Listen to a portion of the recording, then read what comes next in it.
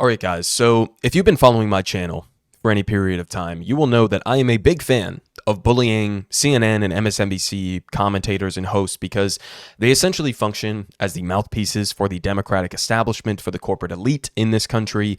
But we shouldn't make the mistake of assuming that that applies to everybody associated with these networks, because here I have two separate clips from Eamon over on MSNBC, where I think he's been doing a fantastic job given the constraints that he has in his coverage of Israel's genocide in Gaza, as well as his broader coverage of the major flaws in the Democratic Party and in U.S. politics generally. So I have two different clips here loaded up. This first one is an interview with the mayor of Dearborn, Michigan.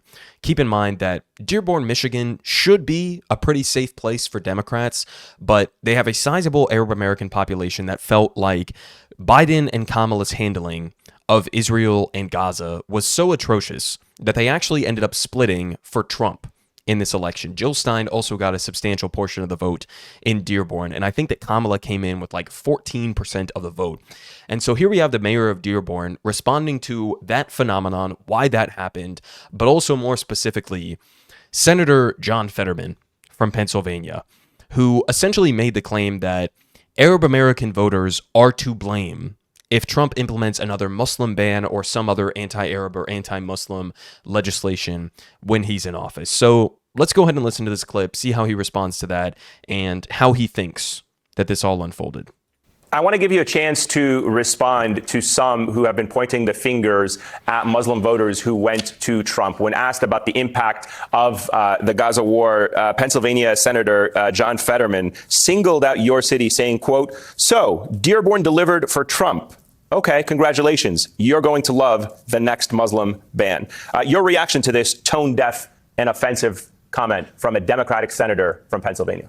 I think Fetterman has done more for the state of Israel than he has for the residents of Pennsylvania. And obviously you saw the election results in Pennsylvania, so those will speak for itself. I don't think anybody should ask John Fetterman what's happening in the city of Dearborn. Come to speak to our residents. Again, this is where folk try to analyze precinct data and determine and pontificate on what actually unfolded. People here feel betrayed. They want a president who is seeking to reinstill decency and morality back to the White House. And we did our part. For nearly 1 year, we warned the Democratic presidential candidates on the issue of Gaza. But what happened? They stoked hatred towards university protesters who were standing up against genocide. They wagged their finger at residents who thought that they could not go to the ballot box and morally fill in the bubble for the Democratic candidate, given the onslaught and the current genocide that's unfolding. The ethnic cleansing in North Gaza that's happening right now, that's happening under the current Democratic president. The nearly over 100,000, few hundred thousand killed or injured and the millions displaced, that's happening currently under the current Democratic president. And so don't come to us and tell us about things would be different after they assume office. Tell us today why it was worth the risk of a Donald Trump presidency for you to stand in strong alignment with Benjamin Netanyahu and his cabinet of war criminals. And that was not a question that they could provide an answer to. So I love this mayor. Okay, I don't know if you guys could tell, but his response here is perfect, right? So first off, he responds to John Fetterman's initial claim, which is, again, essentially voter blaming and saying, oh, your family in Gaza or in Lebanon has been completely erased from existence because of the current administration and you don't feel comfortable voting for them. Well, good luck with the Muslim ban under Donald Trump. It's voter blaming. That's what he's doing here. There couldn't have been any flaws with Biden and Kamala's handling of Israel and Gaza. There couldn't have been any flaws with the fact that they were spending the closing weeks of the campaign cozying around with the fucking Cheneys, the people who have the blood of hundreds of thousands of people in the region on their hands. It couldn't have been the fact that Kamala refused to say that she would engage in an arms embargo and follow U.S. law and listen to the majority of the American people. No, it couldn't be any of that. It's the fault of the voters in Dearborn, Michigan. And by the way, when I say that people's entire families have been wiped out, I'm speaking from what I have heard from people who actually live in Dearborn, Michigan. This is something that the mayor of Dearborn has talked about extensively, that he has constituents who elected him to office who have directly lost family members in Gaza or in the West Bank or in Lebanon. So this is not some like abstract issue that people are voting on here, like, oh, I'd rather have a 30% tax rate than a 37% tax rate. Like, think about if this was your family member who was dying to U.S. bombs that we are illegally sending to this country, right? This is not an abstract issue. This is as real as it gets. So to blame the voters for not voting for Kamala is just unhinged. I mean, it's fucking unhinged. Again, especially because as the mayor points out here, it's not as if Kamala was making some bold promises about how she's going to end arms sales to Israel or about how she's going to end the genocide. No, she was Israel's biggest supporter next to somebody like John Fetterman, who, by the way, if you go and check his Twitter feed, almost every fucking tweet is about Israel. That the mayor said there about John Fetterman doing more for Israel than the people of Pennsylvania during his tenure so far, that's not a joke. That's real. That's what his main focus is right now. It's on smearing college protesters who are anti-genocide and on attacking anybody who would dare to be critical of the government of Israel. Keep in mind, this is the same John Fetterman, by the way, should have seen the warning signs from a mile away, who allowed DMFI, I believe it was, to write large portions of his platform, specifically when it came to Israel, right? So I guess we shouldn't have expected anything else from somebody like John Fetterman, but I also don't I don't know what Democrats expected from a place like Dearborn when you gave them nothing. I mean, you had guys like Richie Torres, one of the biggest AIPAC stooges in the entire fucking Congress. You had him going out to Michigan. You had Bill Clinton going out to Michigan to lecture Arab American voters saying, well, don't you guys know about human shields? Don't you know that Hamas uses human shields?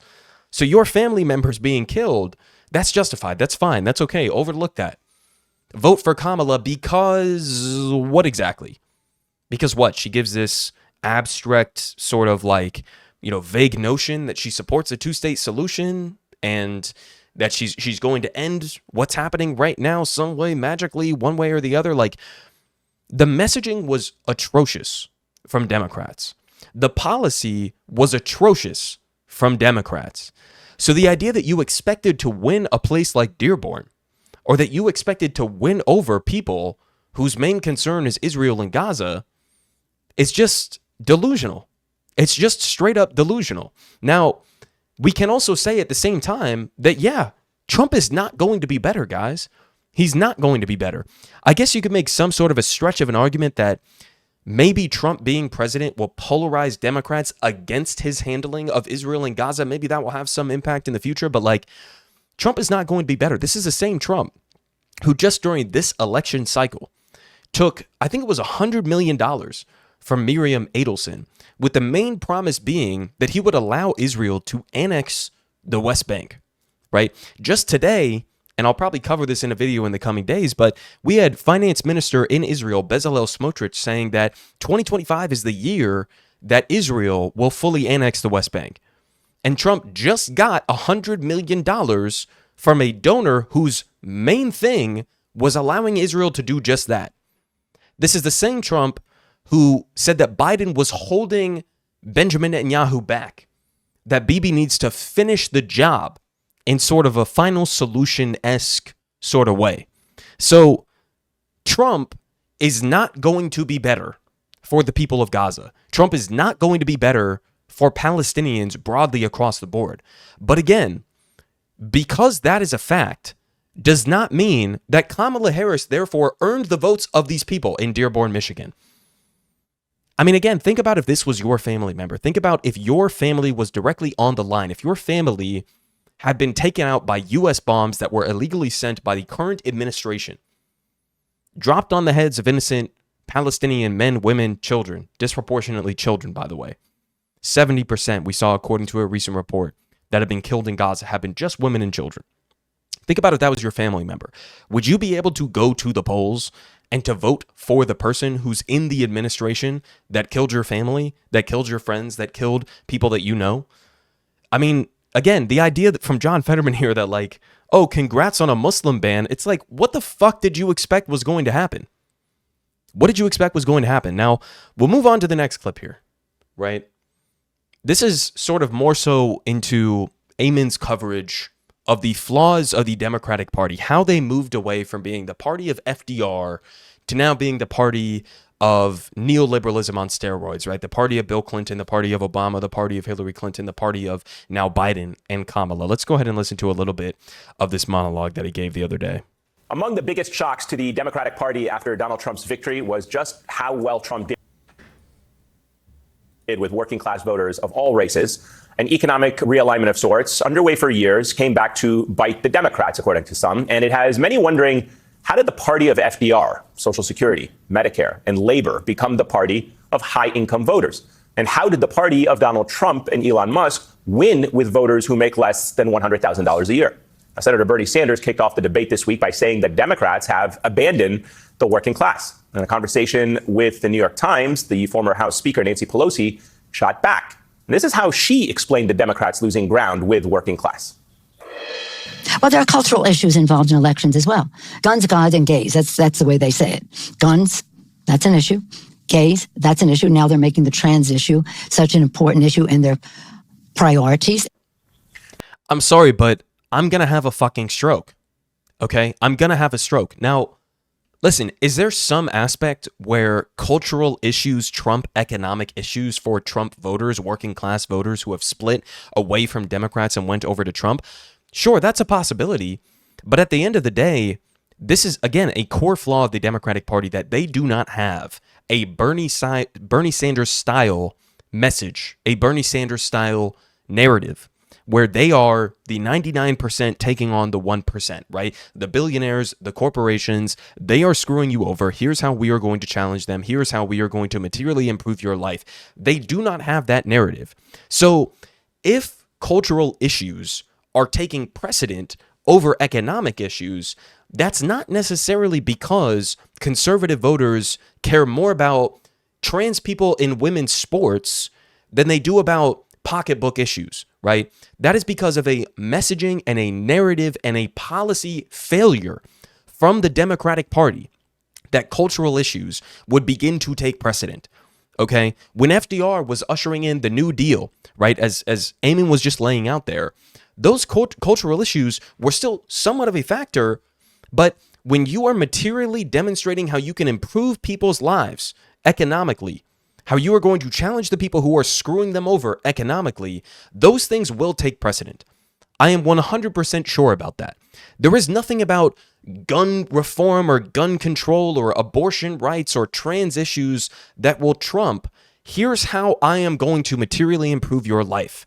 But Democrats like Nancy Pelosi refuse to understand that.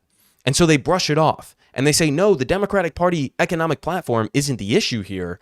The issue is that, what exactly? Conservatives are just too reactionary, or the American people broadly are too reactionary on cultural issues in order to buy in to an economic agenda that will serve their interests? No, that is not the case. This is a Democratic Party failure. It is not just the American people are irredeemable and racist and misogynist or whatever else the case may be. But that's sort of the narrative that it seems like Democrats are trying to take from this election. But he continues here. Now, Sanders responded to Pelosi's rebuke this morning during an interview with my colleague Kristen Welker on NBC's Meet the Press.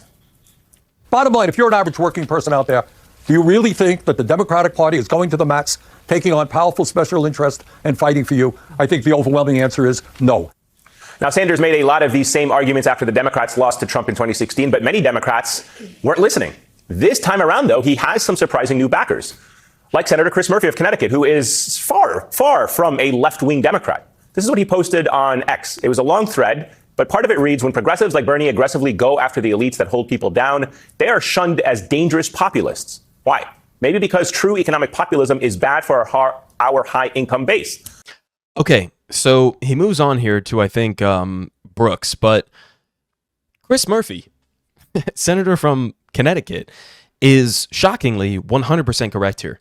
Okay, never thought I would say that about somebody like Chris Murphy, but he's correct, right? When progressives like Bernie aggressively go after the elites that hold people down, they are shunned as dangerous populists. Why?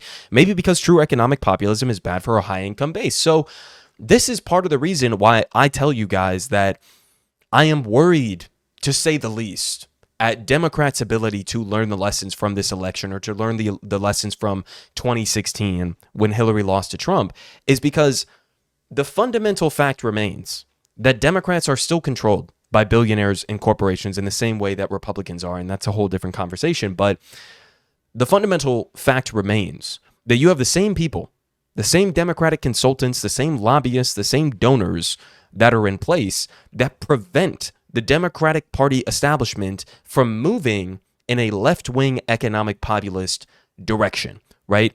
I almost think that the Democratic Party, which may be the only avenue to potentially get what we want as leftists in this country. Unfortunately, that may be the reality, but I think they may be fundamentally incapable of learning these lessons and adjusting and adopting a more left-wing populist economic message vis-a-vis somebody like Bernie Sanders.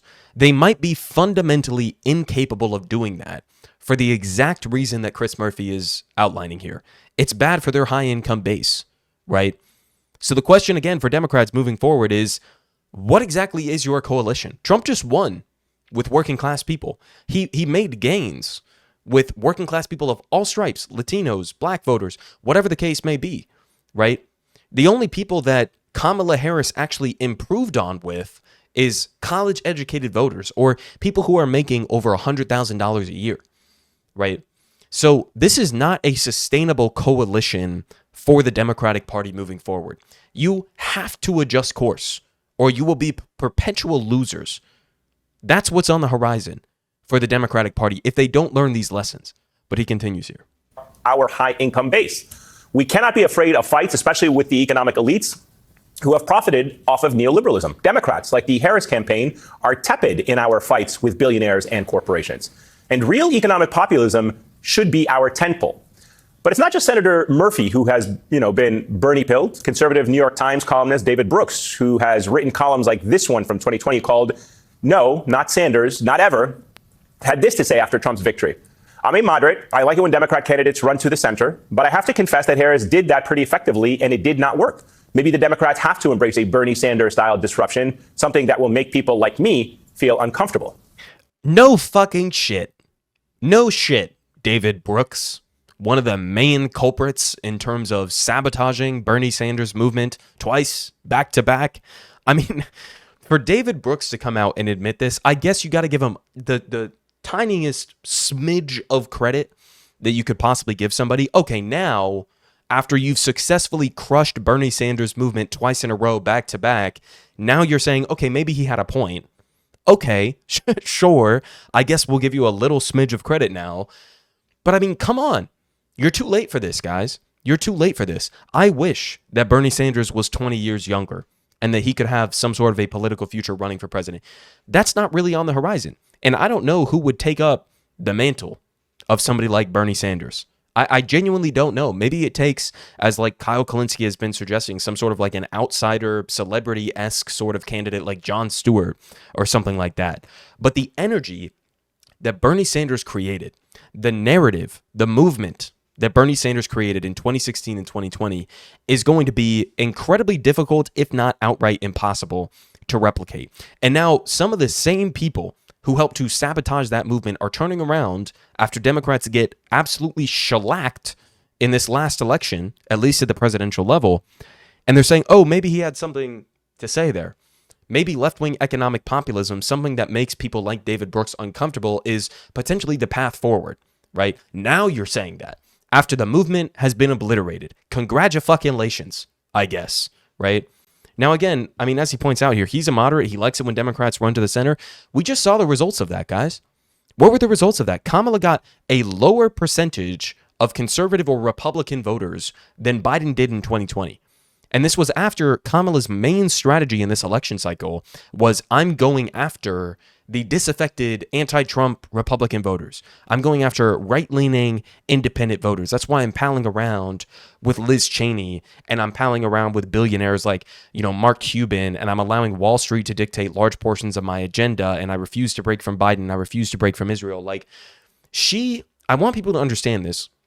Kamala Harris ran the exact campaign that people like David Brooks, I was almost about to slander Michael Brooks there for a second. People like David Brooks, okay? This is the exact same kind of candidacy that you guys have been cheering for. This was your recipe for success that was emblematic in the Kamala campaign. And it fucking failed. It was a disaster. She got shellacked. She got wiped out in the Electoral College. Now, because Trump was her opponent, there was a feasible reality where she could have pulled this off. A couple small changes here and there. She could have ended up winning. Could Tim Walz have won? Maybe. Could Gavin Newsom have won? Maybe. Could somebody who wasn't as directly connected to the unpopular Biden administration have won this? Maybe if she had done this or that slightly differently. It was a winnable election because Trump is not a great candidate. He's not some juggernaut. He's not some unbeatable behemoth that some people like to make him out to be. He is a weak candidate that Democrats should feel absolutely ashamed and embarrassed that they lost to. And the reasons they lost to him were easily predictable mistakes that they made. Things that people like me, other leftists, other whatever the case may be, were screaming from the rooftops for months and months and months. You have to break from the Biden administration. You have to break on Israel's genocide in Gaza. You have to run a more left-wing economic populist campaign. They didn't listen to any of that. And still the takeaway from most of these mainstream networks, outside of guys like Eamon, who are a very rare breed in this ecosystem, the main takeaway has been, oh, well, we were too far left. We need to move further to the right on these issues. So it's a dismal, dismal reality that Democrats as a party, as a coalition are facing right now.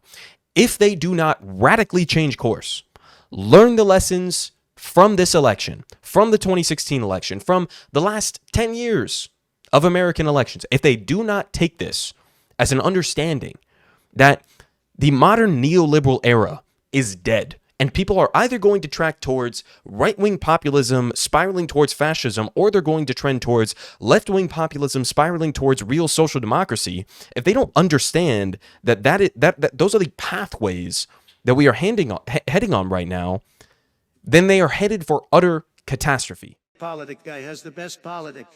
Believe me, no one does it like him.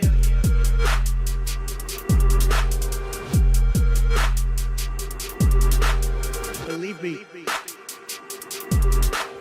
everyone is saying